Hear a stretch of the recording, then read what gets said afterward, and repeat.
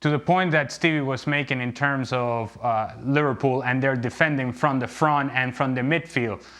What I found very interesting is that as Liverpool tried to press early on, a couple of times Real Madrid was able to play through that pressure and play through Liverpool. And it felt like almost Liverpool said, well, hold on a second. If we can't really use our high press, if we can't really unsettle Real Madrid, then we're sort of caught in between. And in that in-between state is where you found all this space for Kroos, all this space for Luka Modric, Casemiro, who I thought actually had a very good game and a very solid game in terms of breaking things up, always getting on the way of passing lanes. And that's how they control it, is that initially they were able to play through the early pressure, and after that Liverpool didn't know what to do up until the first 10 minutes of the second half, where they decided, okay, you know what?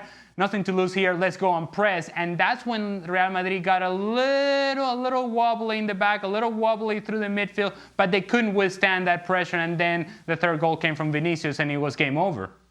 Craig, there was no one, was there, from Liverpool today who played well? No, even Mane, the ball was bouncing off him. He's normally so relaxed. We expect it from Salah, and then he pops up and not today. Stevie said it was a lot of luck in that goal, but normally Salah pops up with something brilliant after having 89 minutes of the ball bobbling off him. Mane was that sort of guy today as well. Even Fabinho, who's been so reliable in there, his ball retention, as Stevie was talking about in the middle of the park, the ball retention was poor. So, no, not really. I thought Kabak did okay early on in terms of how he defended with a couple of balls over the top where he could have dived in. He didn't. He stayed on his feet. That wasn't true. Even Alisson for the goal. I mean, it's not the easiest save. I'll grant it, but it's not right in the corner.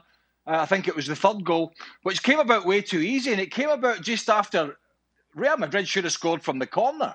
You know, they actually should have taken the lead from the corner. Thiago got left back sort of one-on-one. He's got no pace, and they just slipped the ball down the inside of him. So it was ragged as hell from Liverpool at times. But look, at 3-1, you're still in it.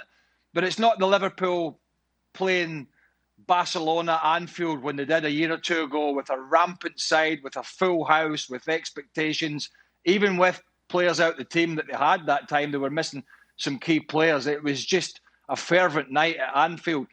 There's no crowd there, and there's really no energy and consistency about this Liverpool team this season. This is a Liverpool side that just completely says to you, Dan, please get to the end of the season, brush yourself down, get the players fit, and let's try and go again. Can I just say also, Dan, that in that third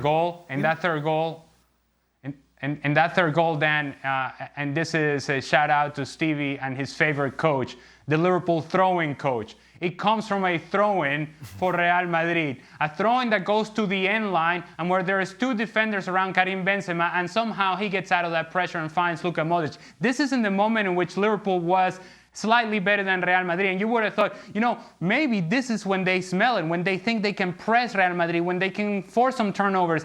And from a throw-in, in a corner, Real Madrid gets out, and then they find Vinicius and score that third goal. That, to me, is unacceptable. You know, and that goal, that goal I'm talking about, Phillips being 2 yards. Yeah, you said he was standing in front of Alisson. He's 2 yards too deep. And Liverpool's best player, probably for most of the season, Fabinho, Modric walks past him. Yeah. And so I think for Klopp and all Liverpool fans, the worrying thing is, what can he do to change this? I don't think he can do anything. He can't do anything. Fabinho looks heavy-legged. I've never seen Wijnaldum looking so tired from the get-go.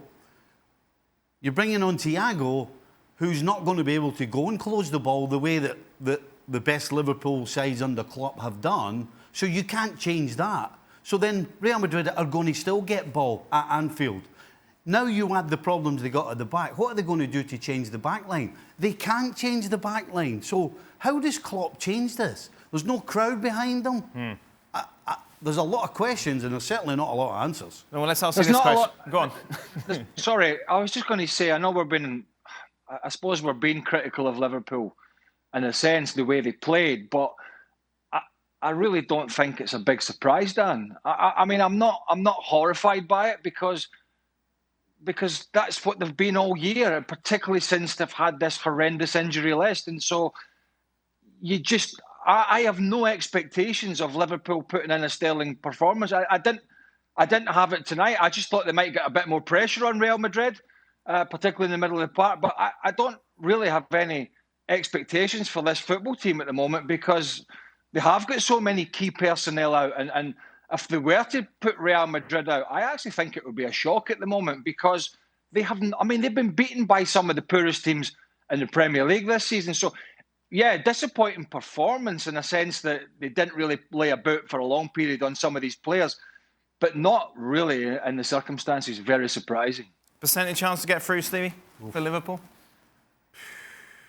20%, 15%.